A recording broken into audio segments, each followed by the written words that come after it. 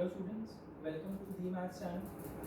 So this is another question in the series of a question a day. आज का question sequences in series से है. तो आइए स्टार्ट करते हैं क्वेश्चन. क्या कहता है question? Let S be a series such that S is equal to sigma k is equal to 0 to infinity 1 upon 2 to the power k tan pi upon 2 to the power k plus 2. Then greatest integer of S is 0, 1, 2, 3. कैसे approach करते हैं ऐसे question? ठीक है, देखते हैं. सबसे पहले तो एक काम करते हैं. S k की वैल्यू 0 रखो. इसमें k की वैल्यू इसमें 0 रखो तो क्या बन जाएगा ये? 1 upon 1 2 to the power is 2 to the power 0 is 1 and tan pi upon 2 to the power 2 that is 4. 1 into tan pi by 4. tan pi by 4 is 1. तो k को 0 रखने पे वैल्यू 1 बन जाती है. 1 प्लस, अब इस सीरीज को मैं एज इट इज दोबारा लिख देता हूँ. k is equal to 1 to infinity 1 upon 2 to the power k into tan pi upon 2 to the power k plus 2. ठीक है, ऐसे लिख सकता हूं मैं इसको. अब एक चीज नोट करो, जो मेरा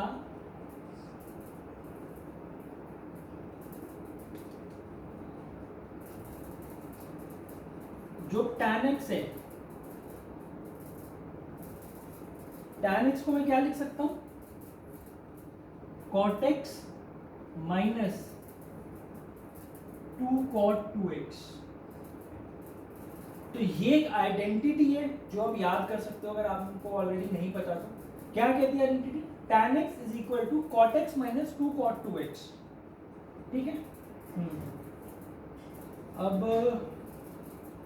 ठीक है, अब इस टर्म को देखो एक बार. tan of pi upon 2 to the power k plus 2 को क्या मैं इसको ऐसे लिख सकता हूं? Pi upon 2 square into 2 to the power k is equal to tan of pi by 4 into 2 to the power k. Right. Pi by 4 के लिए, पाई बाय 4 को मैं थीटा बोल देता हूं अभी के लिए. Let pi by 4 equal to theta. तो ये क्या बन जाएगा मेरा? tan ऑफ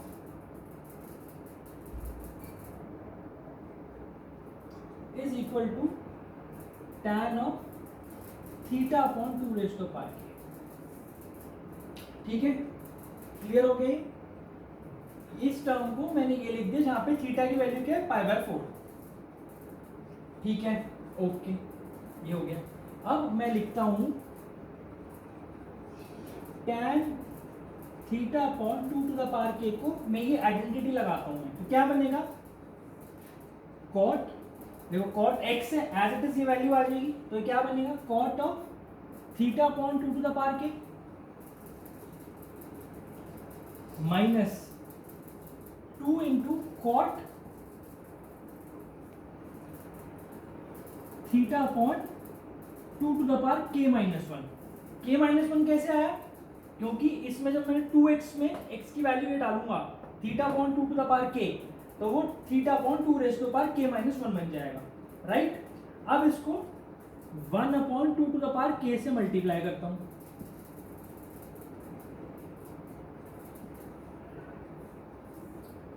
तो ये मेरा बन गया 1 upon 2 to the power k cot theta upon 2 to the power k minus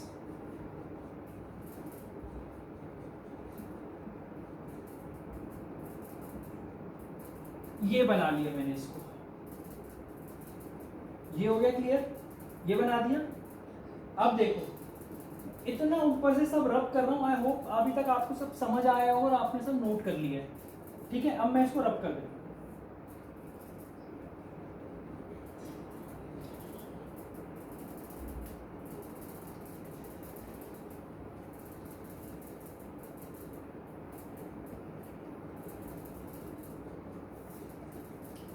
अब मेरा टी के क्या है? मतलब कि केथ टर्म क्या आएगी मेरी?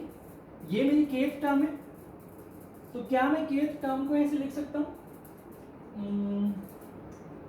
1/2 k cot θ/2 minus 1/2 k minus 1 into cot of θ/2 k minus 1, right. अब ये देखो, ये क्या है मेरा, this is nothing but V k, तो ये वी एन मेथड बन गया ये तो, and this is V of k minus 1। तो मुझे इससे क्या समझ में आ रहा है, जो मेरा kth टर्म है T K can be written as V K minus 1, right. ठीक है, अब मुझे एक चीज और पता है,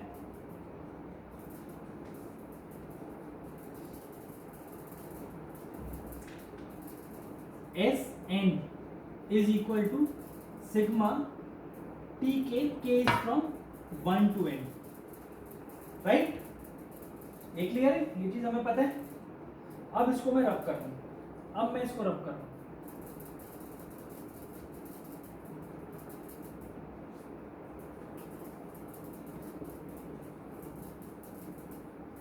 अब इसमें तो मेरा वीएन मेथड अप्लाई हो रहा है। कैसे, देखो T1 क्या है, 1/2 cot θ/2, राइट, माइनस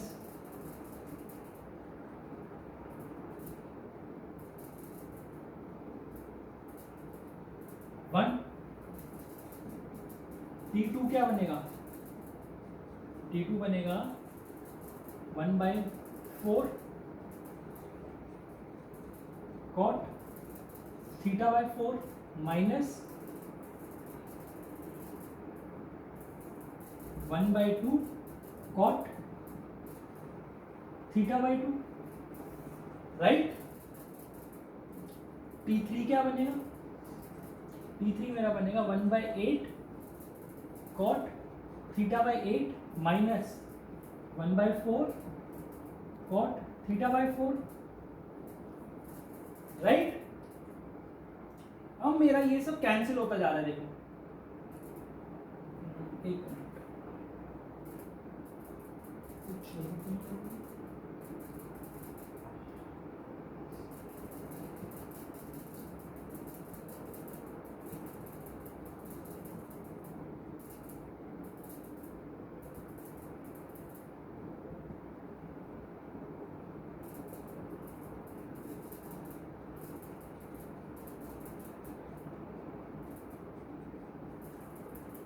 ये this would be cot theta, not 1, this would be cot theta, right. ठीक है, अब देखो, अब आप इसको टी के क्या होगा, या टी एन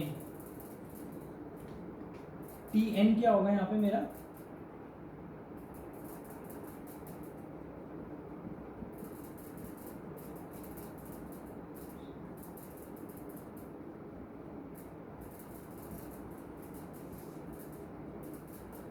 यही आएगा।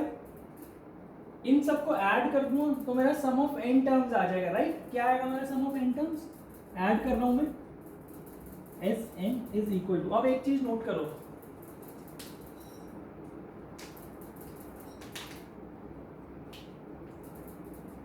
जो मेरी ये वाली टर्म है वो इससे कैंसिल हो रही है, राइट।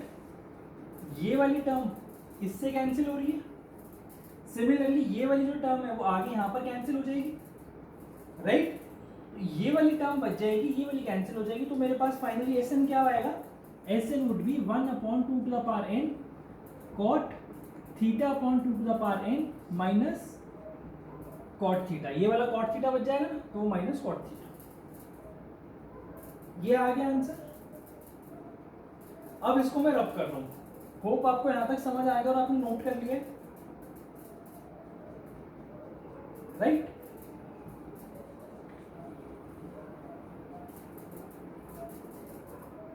अभी मैं सिर्फ इसको इवैल्यूएट कर रहा हूं, इसको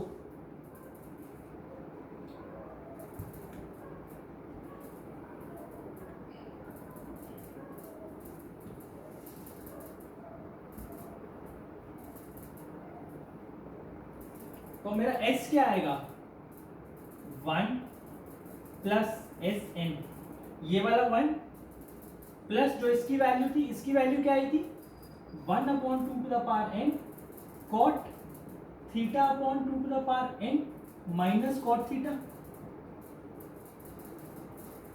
यही आया। थीटा क्या था मेरा pi by 4, cot pi by 4 कितना होता है 1, तो ये कट जाएगा क्योंकि putting theta equal to pi by 4,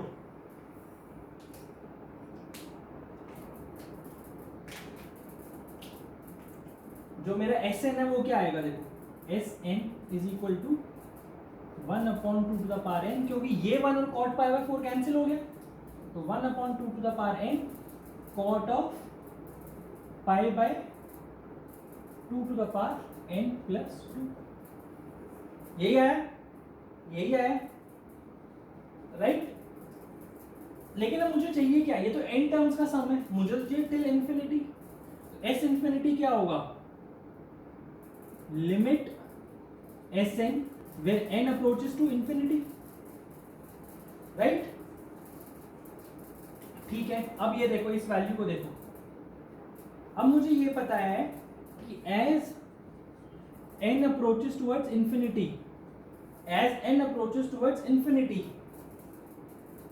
pi upon 2 to the power n plus 2 approaches towards 0, right, क्योंकि 2 to the power n plus 2 बहुत बड़ा हो जाएगा तो pi upon infinity would approach towards 0, ठीक है। अब एक चीज और पता है मुझे, एक स्टैंडर्ड लिमिट मुझे पता है, limit x tends towards 0 x cot x is equal to 1, ये मुझे पता है, इस लिमिट में ही कन्वर्ट करते हैं इस वाले पूरे फॉर्म को। तो अब क्या करूं, मुझे यहाँ पे क्या चाहिए 2 to the power n plus 2 चाहिए और यहाँ पे पाई चाहिए, तो पाई बाय 4 से मल्टीप्लाई डिवाइड कर देते हैं पूरी लिमिट को, ऊपर रब कर रहा हूं मैं।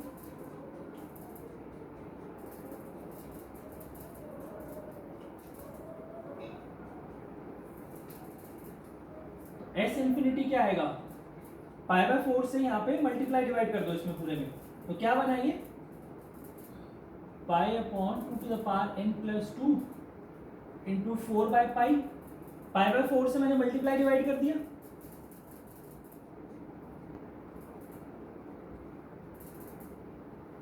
पाई बाय 4 से मल्टीप्लाई डिवाइड कर दिया, तो limit n tending towards infinity pi upon 2 to the power n plus 2 cot of pi upon 2 to the power n plus 2, right. अब ये लिमिट तो क्या हो गई 1 हो गई, ये पूरी लिमिट 1 हो गई, राइट। क्यों, क्योंकि ये as n approaches towards infinity this angle approaches towards 0, as n tends towards infinity, अगर मैं इसको पूरे को x मान लूं तो x अप्रोचेस टुवर्ड्स 0, राइट। तो इसलिए s इंफिनिटी क्या आ गया मेरा 4 बाय पाई, 4 बाय पाई आ गया आपका आंसर। लेकिन मुझसे पूछा क्या है क्वेश्चन में, मुझसे क्वेश्चन में पूछा क्या है, मुझसे क्वेश्चन में पूछा क्या है ग्रेटेस्ट इंटीजर ऑफ s, मतलब कि ग्रेटेस्ट इंटीजर ऑफ 4 बाय पाई। अब पाई क्या होता, पाई की वैल्यू क्या होती है 3.14, तो उसका ग्रेटेस्ट 4 बाय 3.14 क्या होगा 1 पॉइंट समथिंग होगा, तो उसका ग्रेटेस्ट इंटीजर कितना हो जाएगा 1, तो 1 आंसर है। तो आपका ये 1 आंसर हो गया, 1 ये आंसर है। अब देखो इस क्वेश्चन का वेरिएशन क्या हो सकता है, एक छोटा सा वेरिएशन, k जो मैंने 0 से दिया, अगर मैं 0 से ना देके 1 से दे दूं, अगर मैं ये 1 से दे दूं तो क्या मतलब है, तो ये 1 हट जाएगा यहाँ से, तो इसका आंसर मेरा कितना हो जाएगा 4 बाय पाई माइनस 1, तो इसका ग्रेटेस्ट इंटीजर कितना आएगा अब 1 point something minus 1 would be 0 point something, तो 0 पॉइंट समथिंग का ग्रेटेस्ट इंटीजर कितना होगा 0, राइट। तो ये सिर्फ एक वेरिएशन है, अभी फिलहाल आपका आंसर 1 है। अगर मेरा यहाँ k 0 की जगह 1 से स्टार्ट होता तो आपका आंसर 0 हो जाता। राइट, क्लियर है इतना?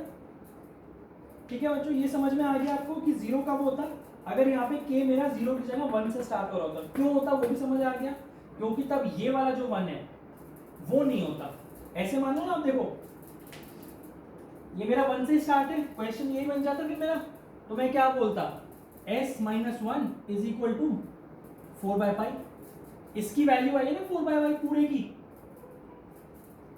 पूरे की वैल्यू 4/π है। नहीं सॉरी,